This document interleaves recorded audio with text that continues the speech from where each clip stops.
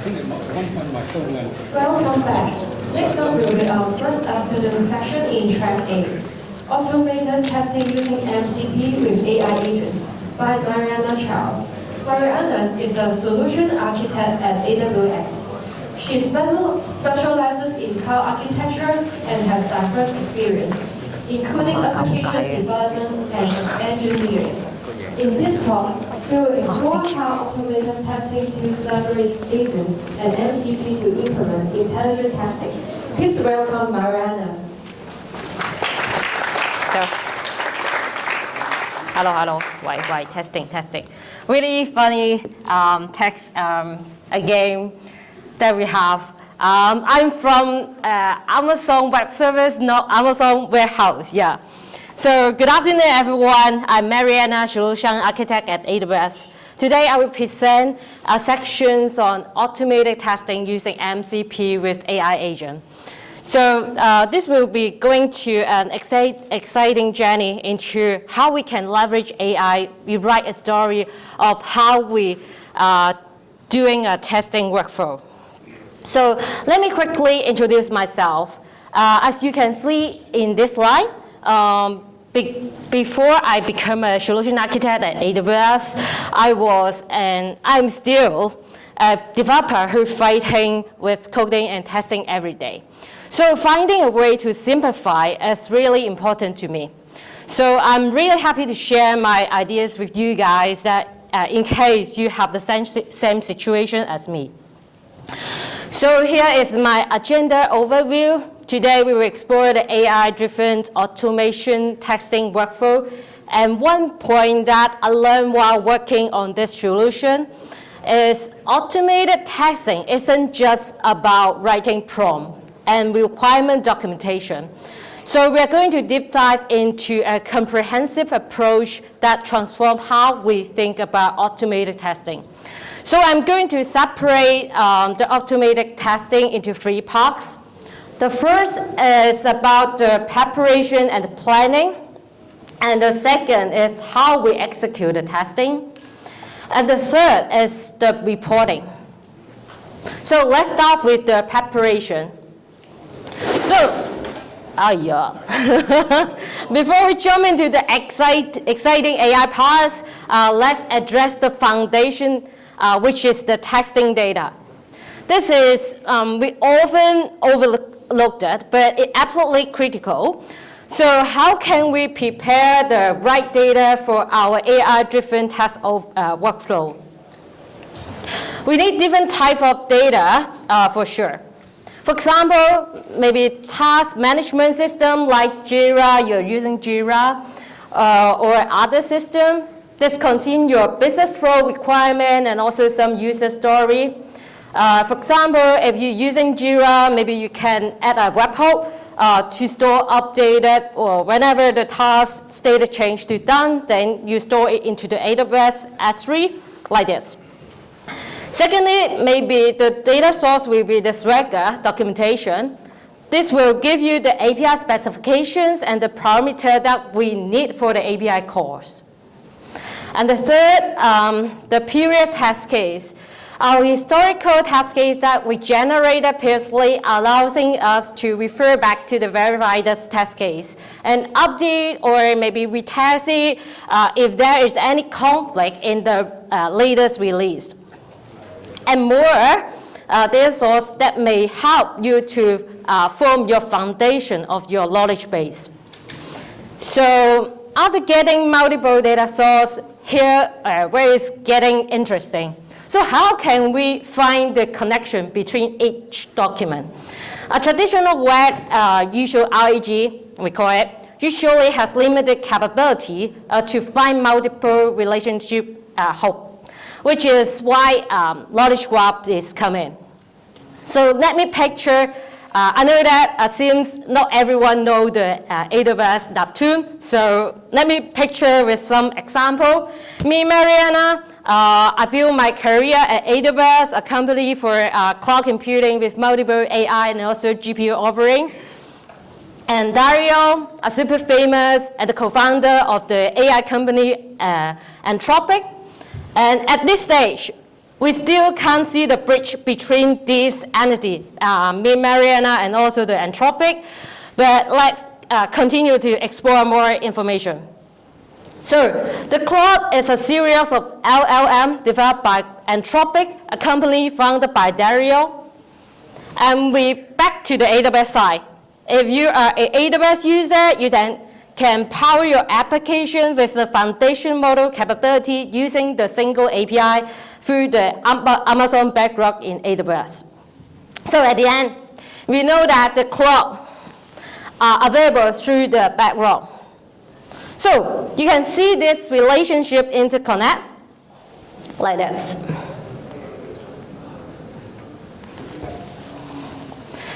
So right now, actually, you can answer like what the relationship between Mariana and the Anthropic is. And this is exactly what knowledge graph, which means the graph DB, capture. The complex relationship that a simple text search cannot do.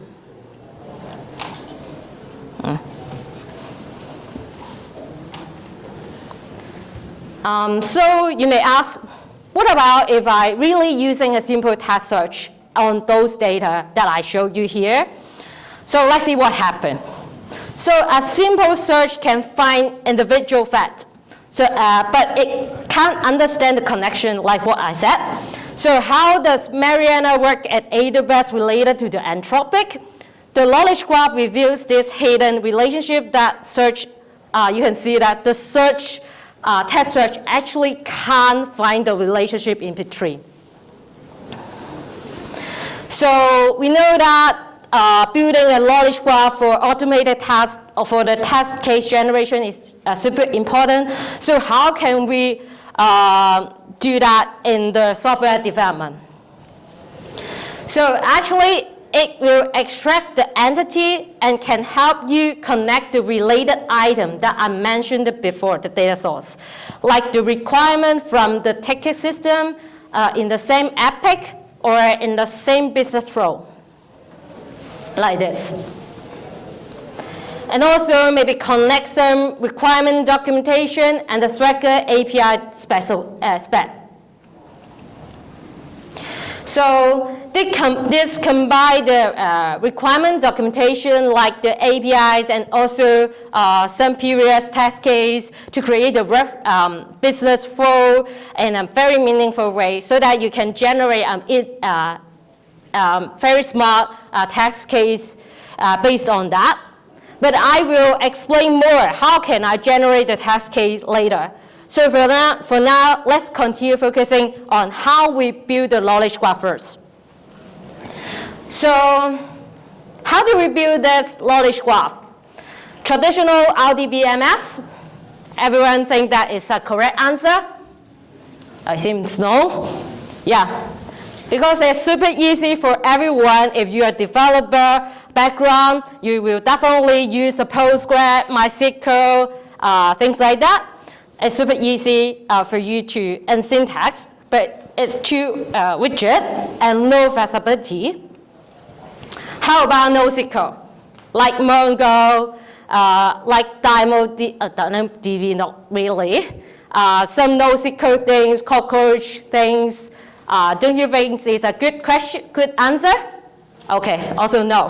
Yeah, it's not an ideal answer because it's not efficient for you to do some aggregation when you're finding the relationship that I mentioned before.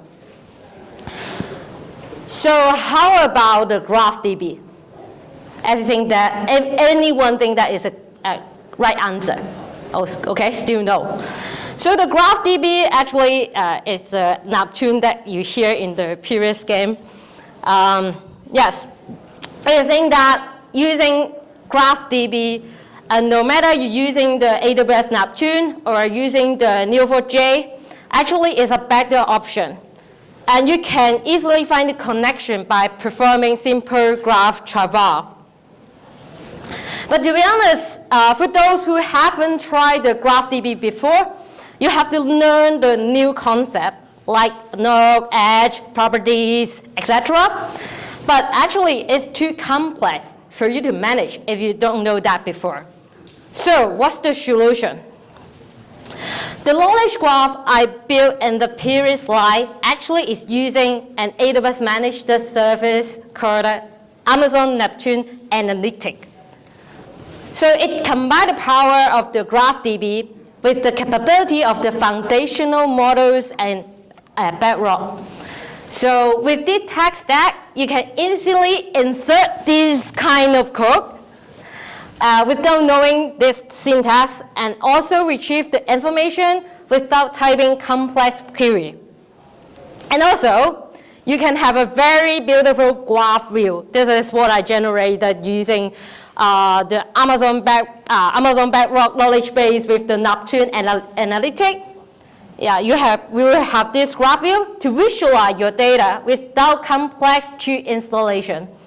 So this whole thing, actually, we call it Graph RAG. So just a quick recap in case you don't know, you don't recall what is RAG. It's a technique where AI retrieves the reference document first and then generate the response based on that content. And Graph RAG take this further by using the knowledge graph that I showed you before, the connection things, for retrieving instead of just simple vector search. So if you still remember this flow, we back to this complete workflow. We now have the knowledge graph foundation, and then we can build our AI-driven task pipeline based on top of that.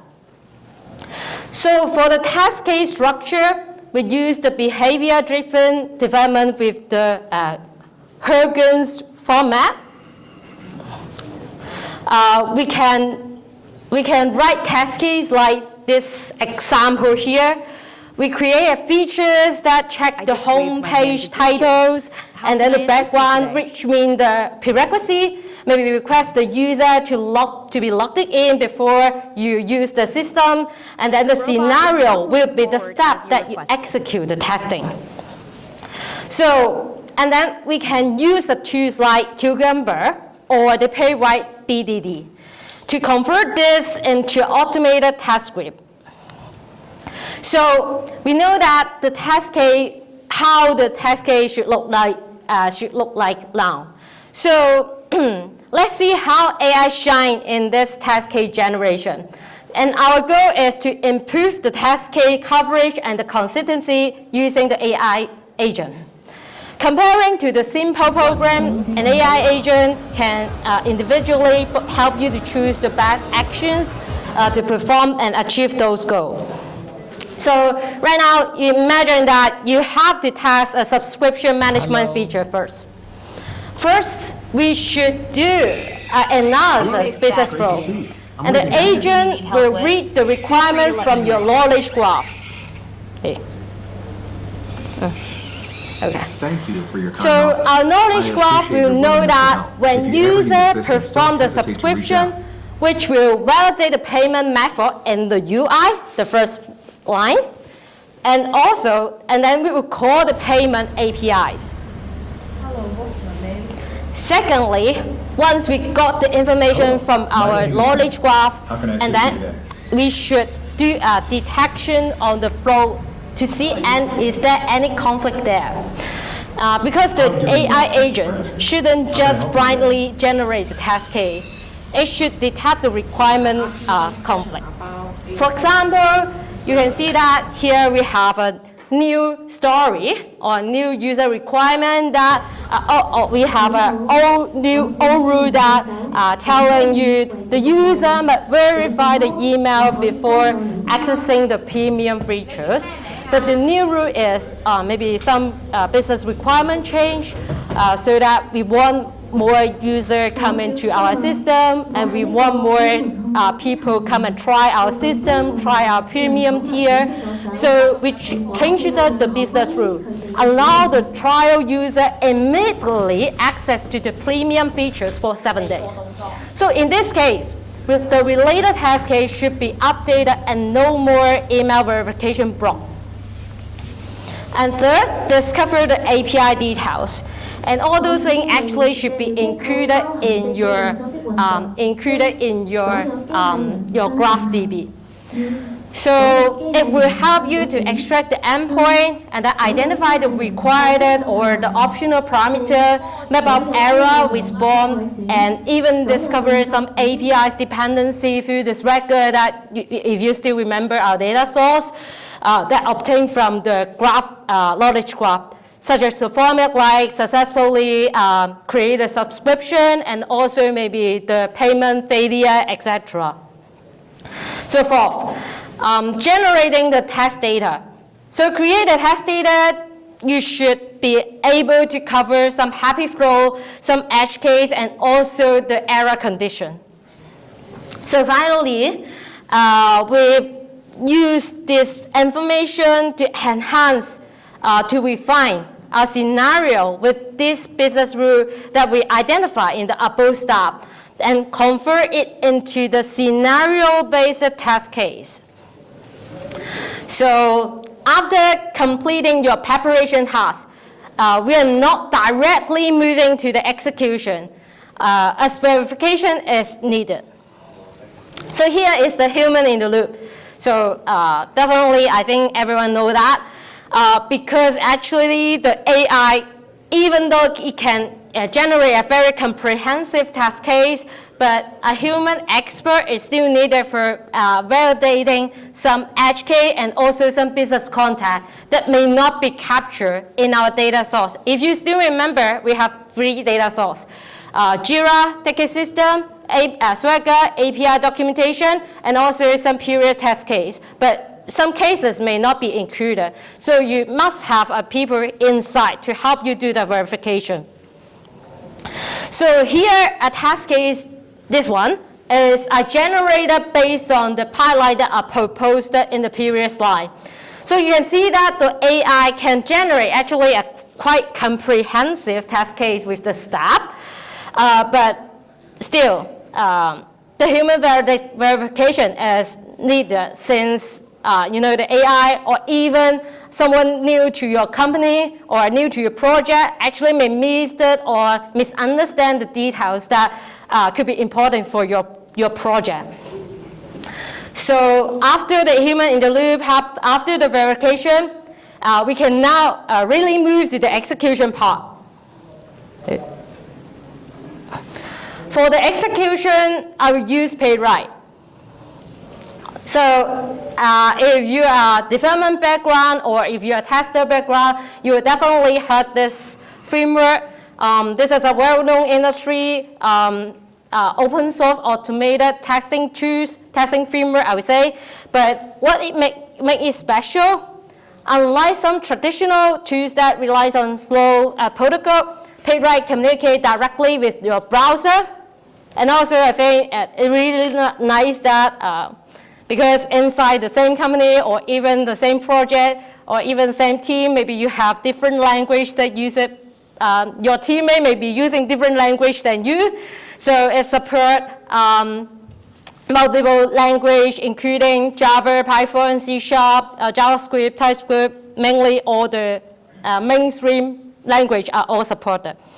And also, I think it's a very strong point as it has a strong community with 78.9K star on the GitHub as of today. I checked it this morning, so it proven that the community adoption is very nice.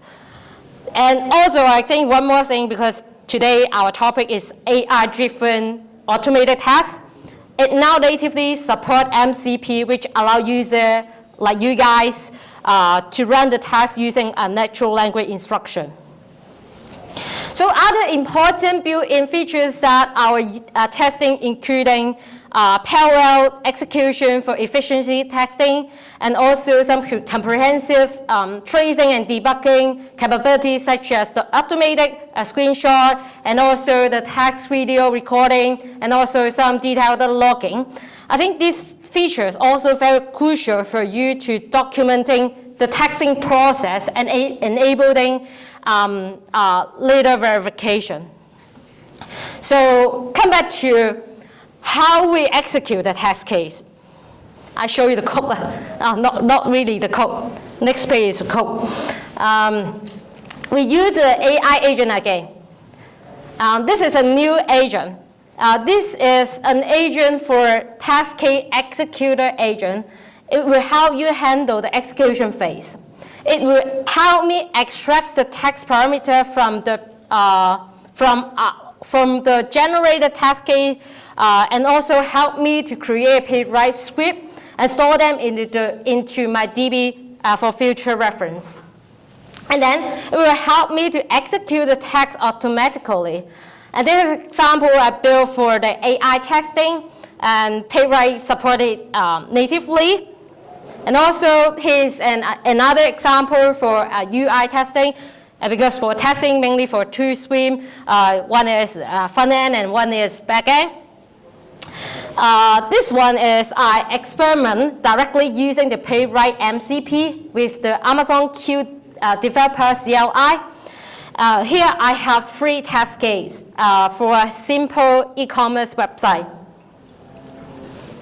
So the first one is about the purchasing product with a shipment information, and also finally it will complete the whole processing process. So I just run the video, and we see that I generate the cascade, it run it for me. You can see that it quickly helped me to input all the things, and then I complete the orders. And the second thing is the second cascade is about, I need to click very quick the videos, because actually if I'm using a headless mode, it can be quicker than this one. And the second one is actually to help me to check, only log in and enter into the product page, and then without doing anything. And also the third one is to, anyway, the final one is also, it helped me generate. The final one is I just add the product into the shopping cart and then do nothing. So I think all 3 text case that I just showed you is a very common thing that you have to do it in your application if you're doing some e-commerce or something similar. And you can see that the program can successfully execute the generated text case. And we go back to the workflow here. After executing the text case, we need to we need a report for a pull verification. So the text case should be stored in the DB for sure, and then we can use more features for the UI testing, like what I mentioned before. The playwright or some text automated testing framework actually can natively support this kind of features. Like here, you can see that it actually helped me to do some video recording during my testing, so that your tester actually can come back to this page or come back to your DB to check that is it really aligned to what you want to do. So just to recap, the complete task execution flow that I have covered, you will see that 3 AI agents actually work together, from the text case generator to the text case executor. It handles the script generation and texting, and then the report generator agent help capture the result and also do some recording things. And this modularized approach can help me provide more flexibility, and also you can scale because I speed it individually. And I have to click. We don't stop here. And you can see that actually right now, actually we have multiple MCP you can leverage. Not only the playwright MCP, but you can also say, like, if you want to have some real data for you to generate a more concrete texting data aligned to your production data pattern, you can maybe use the MySQL MCP or the your DB MCP, so that you can generate a more real-like data.